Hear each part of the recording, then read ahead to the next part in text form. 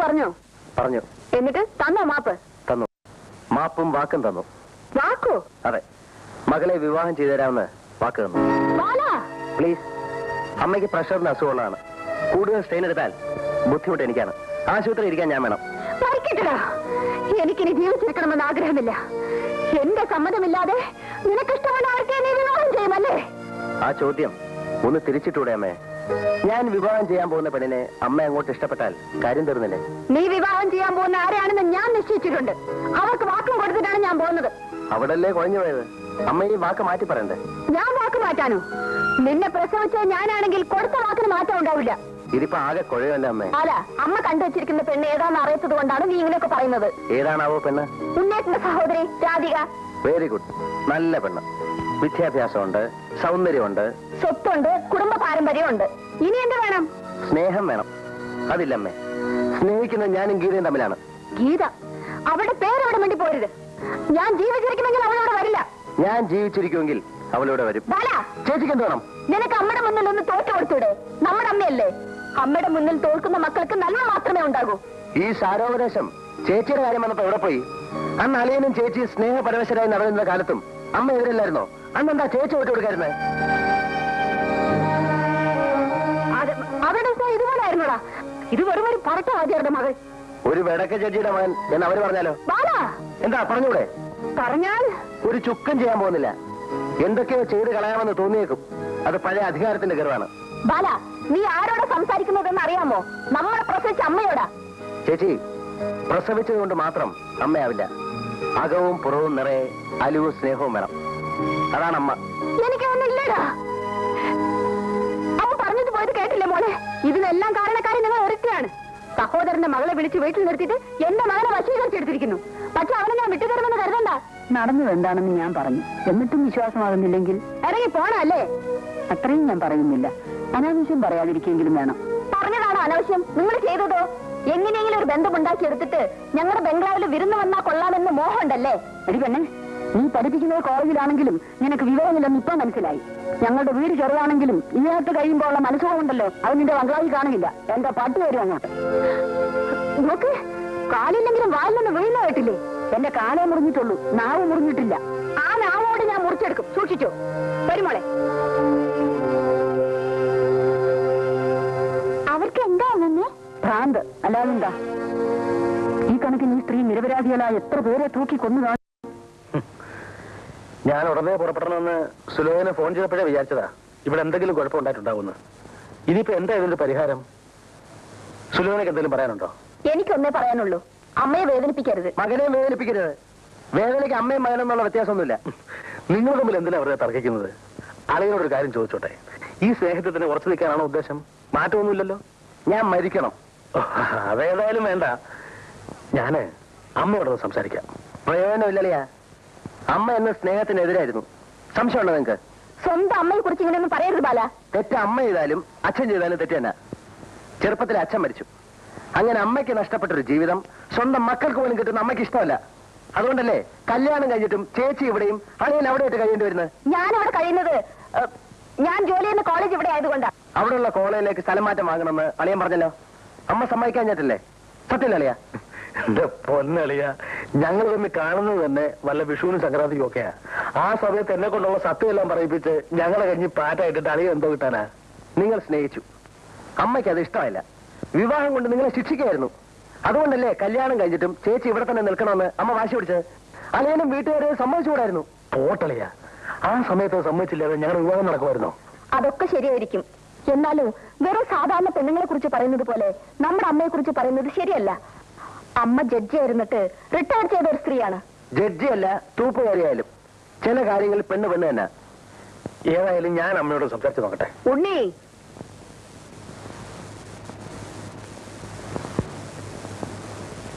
നിനക്കെന്താ സംസാരിക്കാനുള്ളത്? ഇവൻ പറഞ്ഞതെല്ലാം ഞാൻ കേൾക്കുന്നുണ്ടായിരുന്നു. അതിനൊന്നും ഇപ്പൊ ഞാൻ മറുപടി പറയുന്നില്ല. ഇക്കാര്യത്തിലുള്ള എന്റെ അവസാനത്തെ തീരുമാനം മാത്രം പറഞ്ഞേക്കാം.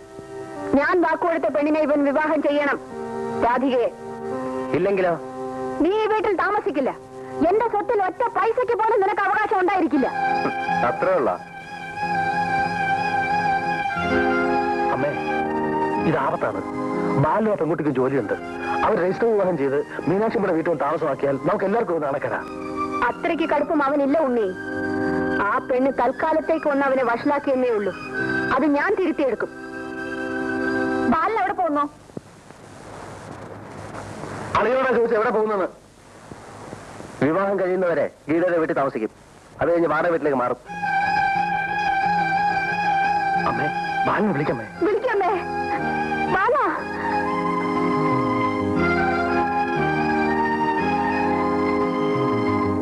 ബാല, ബാല.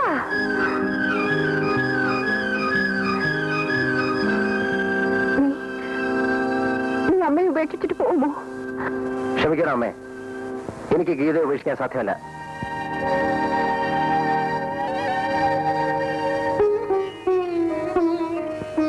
അമ്മേ, ബാലിന്റെ ഇഷ്ടം നടക്കട്ടെ അമ്മേ. സമ്മതമാണെന്ന് പറയൂ. ഞാനാ പറയുന്നത്. പ്ലീസ്. ശരി.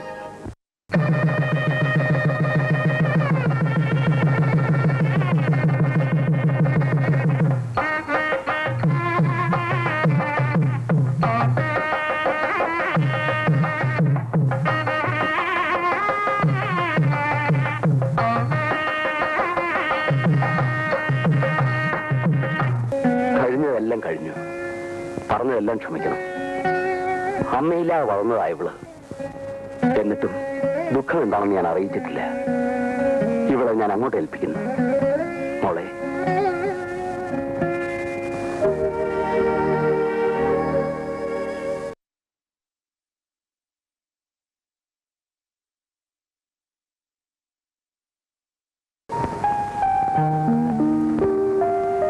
കല്യാണത്തിന് അച്ഛൻ സമ്മതിച്ചില്ലായിരുന്നെങ്കിൽ ബാലയുടെ എന്ത് ചെയ്യുമായിരുന്നു?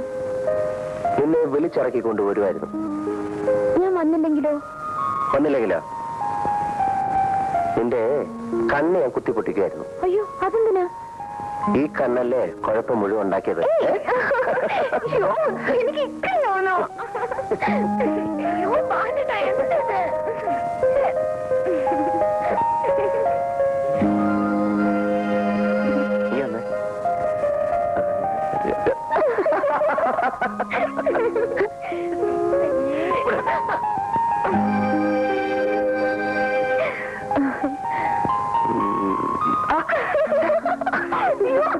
Sorry.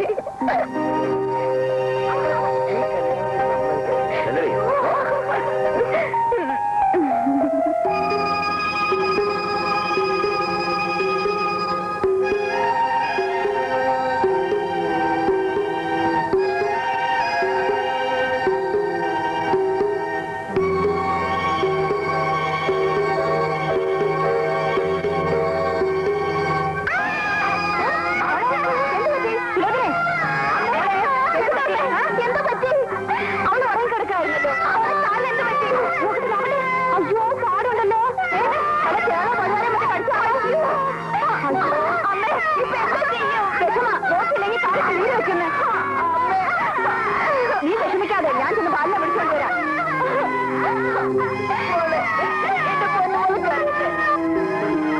ബാല,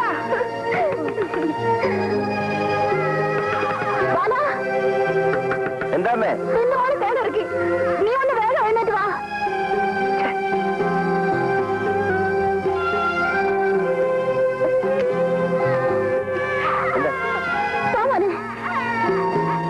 കണ്ടോടാ, അവന് കരയുന്ന കണ്ടോ? പാടുണ്ടല്ലോ. ആര് ഇരിക്കുന്ന പറഞ്ഞേ? എന്താ വേണ്ടേ? ഉടനെ പോയി വൈദ്യരെ കണ്ട് മരുന്ന് മേടിച്ചോണ്ട് വരണം. ഇല്ലെങ്കിൽ കാലത്ത് നീര് വെക്കും. എന്ത് പറ്റും മോളെ? അവളെ എടുത്ത് കട്ടിൽ കിടത്തി ഒന്ന് കടയിൽ കൊടുക്കണേ. പതുക്കെ പതുക്കെ. പാവം കരഞ്ഞു കരഞ്ഞ് തളർന്നു. മരുന്ന്.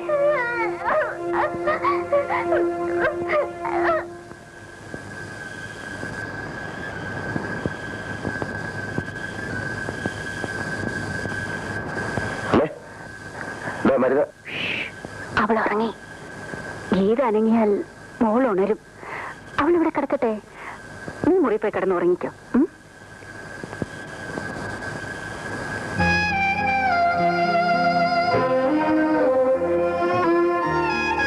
മോനെ, ആ കഥ അടച്ചേക്കണേ.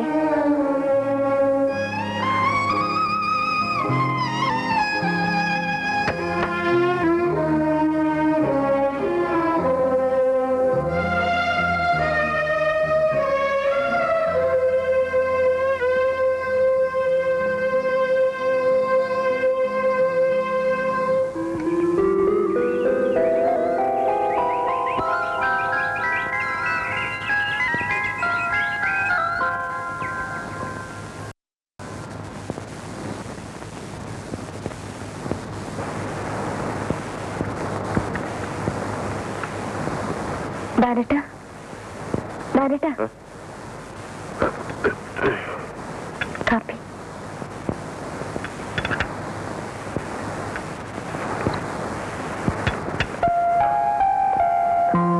എന്ത് ചെയ്യാനാ, നല്ലൊരു ഫസ്റ്റ് നൈറ്റ് ആയിരുന്നു. അത് രസം പിടിച്ച് വന്നപ്പോഴേക്കും അതേ കയറി തേളിറക്കി. ഒന്ന് വേഗം എന്നിട്ട് റെഡിയോ, ഓഫീസിൽ പോണ്ട.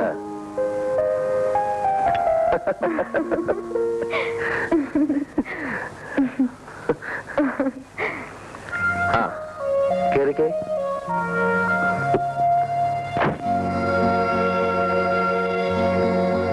ഈ ബാഗ് പിടിച്ചേ.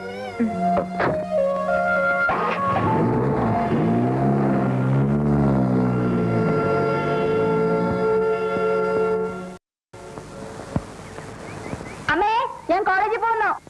പോയിട്ട് വാ മോളെ.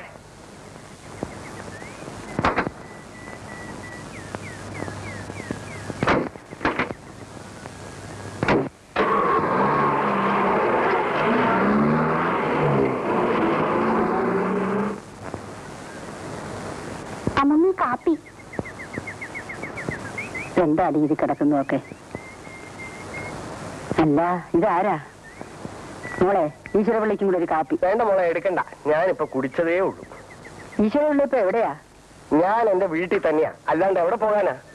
അപ്പൊ അപ്പുറത്തെ ജോലി പോയത് തന്നെയല്ലേ? 3 ദിവസം രാപകലില്ലാതെ ഞാൻ ആ വരാന്തയിൽ കുത്തിയിരുന്നു. പുറത്തേക്ക് പോകുമ്പോഴും അകത്തേക്ക് വരുമ്പോഴും ഞാൻ മുമ്പിൽ ചെന്ന് തോഴും. കൊച്ചമ്മ ഒന്ന് തിരിഞ്ഞു നോക്കണമല്ലോ. അവസാനം മടുത്തിട്ട് ഞാൻ എന്റെ വീട്ടിൽ പോന്നു. വല്ലാത്ത മനസ്സാ അല്ലേ? അതിനൊരു കാര്യമുണ്ട് മീനാക്ഷി അമ്മേ. ഈ ജീവപര്യന്തം ശിക്ഷിച്ചവരുടെയും തൂക്കുമരത്തിൽ കയറ്റിയവരുടെയും കണ്ണീര് കണ്ട് കണ്ട് അവരുടെ മനസ്സ് പാറയായി പോയി. പാറയുണ്ടോ അലിയാൻ പോകുന്നു, അത് തല്ലിപ്പൊട്ടിക്കണം. എന്റെ ഗീതമോൾ അവിടെ എങ്ങനെ കഴിഞ്ഞു കൂടുന്നോ എന്തോ. അത് ബാലൻ കുഞ്ഞിന്റെ മിടുക്ക് പോലെ ഇരിക്കും. കുടിച്ചോ കുടിച്ചോ. കല്യാണം കഴിഞ്ഞ് ദിവസം കുറെ ആയില്ലേ? അവരെ 1-ാം വിരുന്നിന് കൊണ്ടുപോവുക എന്നൊരു ഏർപ്പാടുണ്ടല്ലോ, അതിനെന്നാണ് വരേണ്ടത്? 1-ാം വിരുന്നും 2-ാം വിരുന്നും അതൊക്കെ പഴയ ഏർപ്പാടല്ലേ? പഴയതാണെങ്കിലും അതൊക്കെ ഒരു ആവശ്യമാണെന്നാണ് എന്റെ അഭിപ്രായം. എനിക്ക് അഭിപ്രായമില്ല. കല്യാണം കഴിഞ്ഞു, അതോടെ എല്ലാം കഴിഞ്ഞിരിക്കുന്നു. ഇനി അങ്ങോട്ടിങ്ങോട്ടുള്ള ഈ പോക്കും വരെ ഒന്നും വേണ്ട. ബാലകൃഷ്ണന്റെ അഭിപ്രായം കൂടി ഒന്ന് അറിഞ്ഞിരുന്നെങ്കിൽ. മനുഷ്യ, അവനെ പ്രസവിച്ച ഞാനാ പറയുന്നത് ഈ വിരുന്നും കൊണ്ടുവന്ന് വേണ്ടാന്ന്. പിന്നെ അവന്റെ അഭിപ്രായം എന്തിനു അന്വേഷിക്കണം? അല്ല, അവർക്ക് വരാൻ താല്പര്യമാണെങ്കിൽ. എന്റെ മകന്റെ ഭാര്യ വീടാണെന്നും പറഞ്ഞ് അവൻ അവിടെ വരുന്നത് എനിക്ക് അപമാനമാണ്. ഞാൻ അവരെ അയക്കില്ല.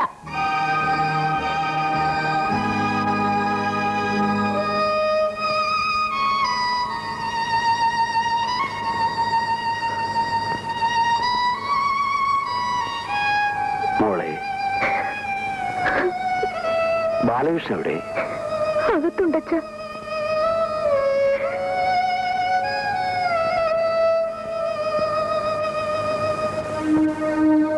ഞാൻ വരട്ടെ? എല്ലാം ഞാൻ കേട്ടു. ഞാനിത് നേരത്തെ കണ്ടതാണ്, പറയുകയും ചെയ്തിരുന്നു. സാരമില്ല, അമ്മ അറിയാതെ ഞങ്ങൾ വരാം. വേണ്ട, വരണ്ട. ഒളിച്ചു വരാൻ അത് രഹസ്യ വീടൊന്നുമല്ല.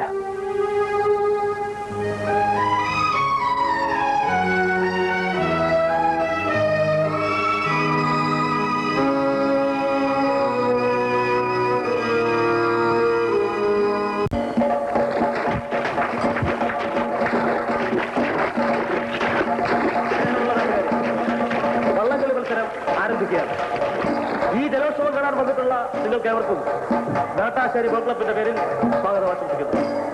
ചുണ്ടൽ വള്ളങ്ങൾക്ക് വേണ്ടിയുള്ള മത്സരത്തിൽ ചമ്പക്കുളം, പാർത്ഥസാരഥി, കല്ലുപ്പറമ്പൻ, കുളിക്കുന്ന് എന്നീ ചുണ്ടൽ വള്ളങ്ങൾ റോയൽ ട്രോഫിക്ക് വേണ്ടി മത്സരിക്കുന്നതാണ്. വരണം, ഞങ്ങൾ കാത്തിരിക്കായിരുന്നു. വരുന്ന വഴിക്ക് ടയർ പഞ്ചറായി, അതാണ് അല്പം വൈകിയത്. കുഞ്ഞിനെ കൊണ്ടുവന്നില്ലേ മോളെ? അവൾക്ക് പരിശീലനമേ. ഉണ്ണി എവിടെ? അവൻ ബോൾ ക്ലബിന്റെ സെക്രട്ടറി അല്ലേ, സ്റ്റാർട്ടിംഗ് പോയിന്റ് കാണും. മരുമകൾ വീട്ടിലില്ലേ? ഉണ്ട്. അവളെ കൂടി കൊണ്ടുവരാമായിരുന്നല്ലോ. തമ്പി എന്തായി പറയുന്നത്? നമ്മുടെ സ്റ്റാറ്റസിന് കൂട്ടത്തിൽ കൊണ്ടു നടക്കാവുന്ന ഒരു പെണ്ണാണോ അവൾ? ആരെങ്കിലും ഇത് ഏതാണെന്ന് ചോദിച്ചാൽ ഞാൻ ഇങ്ങനെ പരിചയപ്പെടുത്തും. ബാലന് വിഷമം തോന്നൂല്ലേ? തോന്നണം. അങ്ങനെയെങ്കിലും അവൻ തെരഞ്ഞെടുത്ത പെണ്ണ് കുടുംബത്തിന്റെ അന്തസ്സിന് ചേർന്നതല്ലെന്ന് അവൻ മനസ്സിലാക്കട്ടെ. മത്സരം ആരംഭിച്ചു.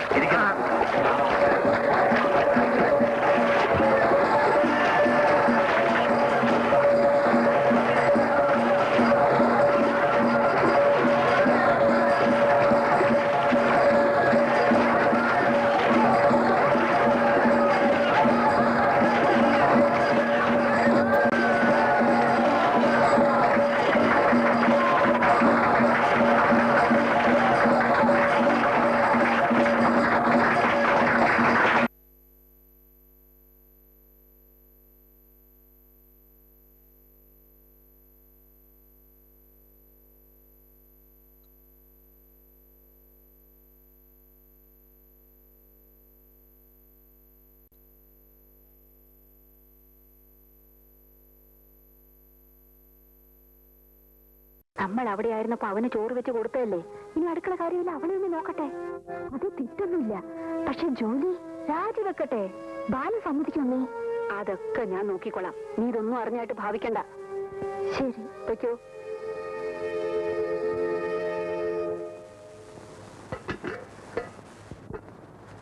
കോമതി, ദാ നിന്റെ ശമ്പളം 100 രൂപ കൂടുതലുണ്ട്. ഇന്ന് എന്നെ പിരിഞ്ഞു പോയിക്കോളൂ. ഞാൻ എന്ത് തെറ്റ് ചെയ്തിട്ടാ കൊച്ചെന്ന് എന്നെ പറഞ്ഞു വിടുന്നത്? നീ എന്തെങ്കിലും തെറ്റ് ചെയ്തു ഞാൻ പറഞ്ഞോ? ഇവിടെ ഇനി ഒരു ജോലിക്കാരുടെ ആവശ്യമില്ല. ഇവിടുത്തെ കാര്യങ്ങൾ നോക്കാൻ മാത്രമുള്ള ആളുകൾ ഇപ്പൊ ഇവിടെ ഉണ്ട്. ഇന്ന് തന്നെ പൊയ്ക്കോ. നിന്റെ ഓഫീസിൽ നിന്റെ ഭാര്യ സ്റ്റെനോവായിട്ട് ജോലി ചെയ്യുന്നത് എനിക്ക് ആക്ഷേപമാണ്. അമ്മയ്ക്കത് വിഷമമാണെങ്കിൽ ഗീതയോട് രാജിവെക്കാൻ പറബാല. ഒരു ജോലിയുള്ളത് എന്തിനാ കളയുന്നത്? നിങ്ങൾ രണ്ടുപേരും ജോലിക്ക് പോയില്ലെങ്കിലും കഴിയാനുള്ള സ്വത്ത് ഇവിടെയുണ്ട്. അത് തന്നെയല്ല, ഒരു ജോലിക്കാരുണ്ടായിരുന്നവൾ പിരിഞ്ഞുപോയി. ഇന്നത്തെ കാലത്ത് ഇനി വീട്ടുജോലിക്ക് ഒരാളെ കിട്ടുക എന്ന് പറഞ്ഞാൽ വലിയ ബുദ്ധിമുട്ടാ. അപ്പൊ ഗീത ഉദ്യോഗം രാജിവെക്കണം പറയുന്നത് വീട്ടുജോലി ചെയ്യാൻ വേണ്ടിയാണോ? വീട്ടിലെ കാര്യങ്ങൾ നോക്കുന്നതിന് വീട്ടുജോലി എന്നല്ലേ പറയുന്നത്? ഇവിടെ ഇപ്പൊ നമ്മൾ 3 പെണ്ണുങ്ങളില്ലേ? വീട്ടുജോലിക്ക് ആരും കിട്ടിയില്ലെങ്കിലും ഇവിടുത്തെ കാര്യങ്ങൾ നമുക്ക് നോക്കാവുന്നതേ ഉള്ളൂ. അപ്പൊ ഗീത ജോലി രാജിവെക്കണം തന്നെയാണ് നിങ്ങൾ രണ്ടുപേരുടെ അഭിപ്രായം? നിന്റെ അഭിപ്രായം എന്താ? എന്റെ അഭിപ്രായം അത് അവളോടൊന്ന് ആലോചിച്ചിട്ടാ പറയാനൊക്കൂ.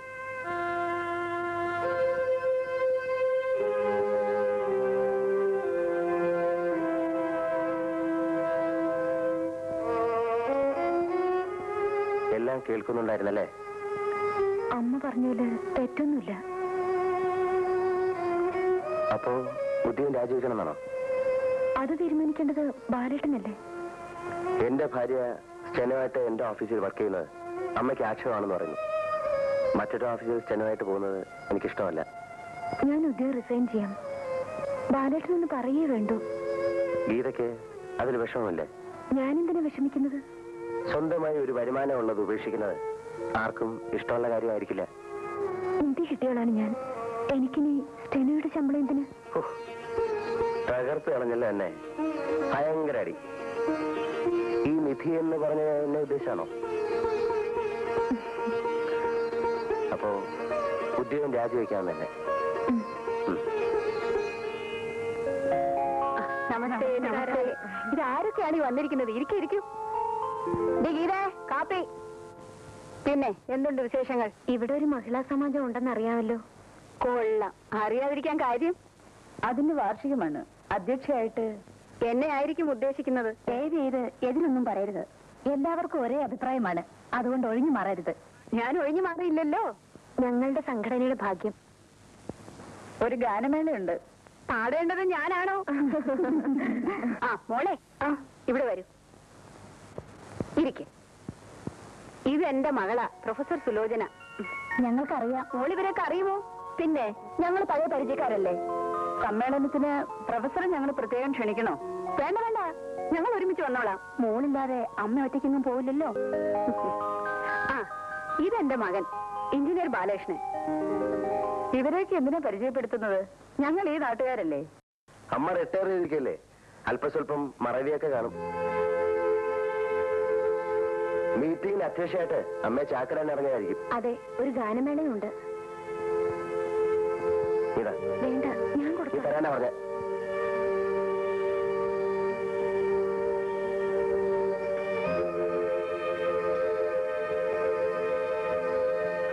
ഇതെന്റെ ഭാര്യ ഗീത. എന്റെ ഓഫീസിലെ സ്റ്റെനോയായിരുന്നു. ഇപ്പൊ ജോലി കളഞ്ഞു, വെറും ഭാര്യ. അടുക്കള ഭരണം. ഇരിക്കൂ. ഇങ്ങോട്ടിരിക്കെ.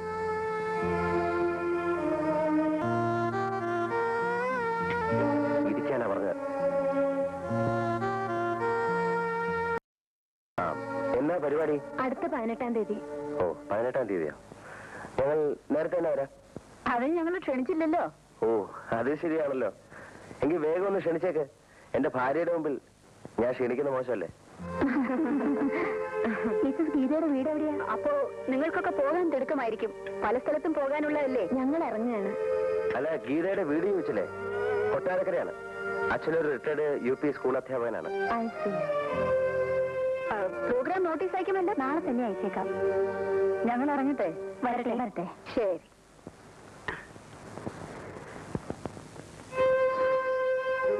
അവനോ നാണമില്ല. നമ്മളീ നാണം കെടുത്താതെ സമ്മതിക്കില്ലെന്ന് വെച്ചാൽ എന്ത് ചെയ്യും? ഇതെല്ലാം പ്രതികാരമാണെന്നേ. അവൻ കരുതിക്കൂട്ടി ചെയ്യുന്നതാണ്. ഇങ്ങനെ അങ്ങോട്ട് പോയി പോയി അവസാനം അവൾ അവളുടെ വീട്ടിലേക്ക് പോവുകയും ചെയ്യും. പകരം നമ്മുടെ രാധിക ഇവിടെ വരികയും ചെയ്യും. നീ നോക്കിക്കോ.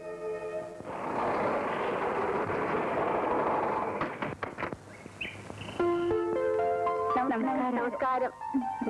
ഓ, താങ്ക് യു. ഒരു കാപ്പി കുടിച്ചിട്ട് നമുക്ക് മീറ്റിങ്ങിന് പോകാം. വരൂ. ശരി, വാ മോനെ.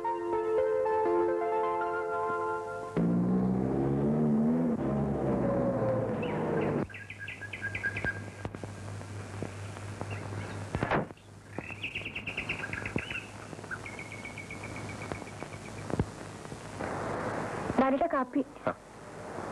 അമ്മ എവിടെ പോയി?